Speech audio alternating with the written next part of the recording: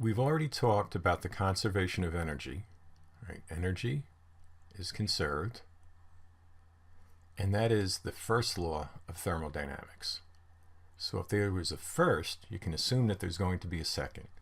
And we're going to have entropy, and that is part of the second law of thermodynamics. So energy is the first, entropy is the second. Processes that are thermodynamically favorable lead to a dispersal, a spreading out of the energy. One of the ways to say the second law of thermodynamics is, for any spontaneous process, there is always an increase in the entropy of the universe. The symbol for entropy is S. And we take this asterisk and go here, and right away we have a difference between the second and the first law. The first law says that the total energy of the universe is constant. The second law says that you have an increase in the entropy of the universe for any spontaneous process. So it's a bit different there. However, just like the total energy, we can divide the entropy of the universe between the system and the surroundings. And what does this mean here? That means the change. The change in the entropy of the universe is the change in the entropy of the system and the change in the entropy of the surroundings. The use of the concept of entropy enables us to predict, again, it's a big part of science, whether a reaction is spontaneous or not. So we need to know the sign of the change in entropy of the universe. If it's positive, the reaction is spontaneous in the direction written. So if we come across a reaction, we calculate delta S universe, and we get positive, it's spontaneous. If we come up with negative change in the entropy of the universe, then the reaction is spontaneous in the reverse direction. If it's zero, there is no tendency for the reaction to occur in either direction. The system is at equilibrium.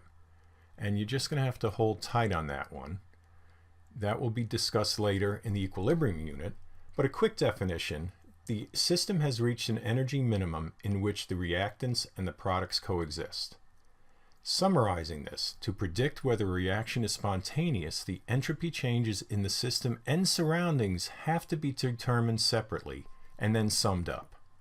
In a previous unit, we tabulated the standard molar enthalpies of formation, did a whole bunch of calculations with them too, and notice the difference. That's enthalpy. Now we're talking about entropy. And we stated that elements have enthalpy values, but we don't know them, so we go ahead and set them to 0 when performing enthalpy calculations. When determining absolute entropy values, we perform calculations in a similar way. We have the change in entropy for a substance as its final minus initial entropies. But the initial entropy for any substance is almost 0 because of, yep, here we go, the third law of thermodynamics. We've done 1 and 2, we're about to do 3. And we'll start that on the next slide.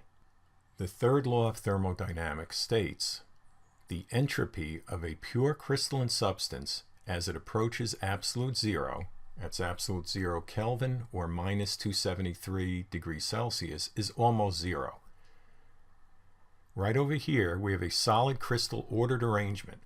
S is virtually 0. There's no disorder there. Energy is not spread out, it's not dispersed, it's all concentrated.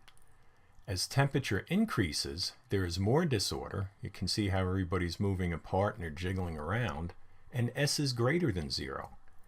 So when we talk about the change in entropy, which is the final minus initial, this guy is equal to 0, so we can show that delta S is S final.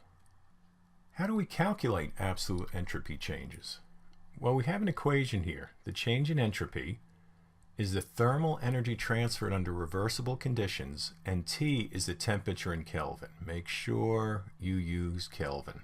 It will not work if you use Celsius. What is a reversible reaction? Let's look at water at 0 degrees Celsius. At this temperature, the system's in equilibrium. You can have ice and water coexisting. If you add a small amount of heat, the ice will melt. However, if you took heat out of the system, the water will freeze. And we're going to show that on the next slide. A reversible process has a system changing in such a way that the system and its surroundings can be put back in their original states by exactly reversing the process. So here's an endothermic reaction here. The system is absorbing heat, okay? And that's the surroundings has to transfer thermal energy into the surroundings. Exothermic is the exact opposite. Heat is being transferred from the system to the surroundings. And we use our old buddy calorimetry to figure this out. Now, when we talked about reversible processes, one example of a non-reversible process is you fry an egg. You take an egg, you fry it. You can't take that fried egg now and somehow put it back into its original form as an egg. So that would be not reversible. So let's start off as close to absolute zero as possible, and we add small amounts of energy to a substance in little increments, not all at once. You measure the T, and your delta S values are now calculated from your heat added divided by T. You'll hear a lot of people talking about entropy very philosophically, and they seem to forget that you can actually measure it. You have units on it, and you can do predictions and experiments. The units are joules per Kelvin, right? Kind of makes sense. You have heat, which is energy, over temperature. All entropy changes from 0 to any temperature T are then summed up, and they will give you the absolute energy change at any desired temperature. In practice, however, because we always have to standardize so we can talk to other people about it and get same results, we'll express entropy values for substances at 298 Kelvin, which is 25 degrees Celsius, as was done earlier when we did the standard enthalpies of formation.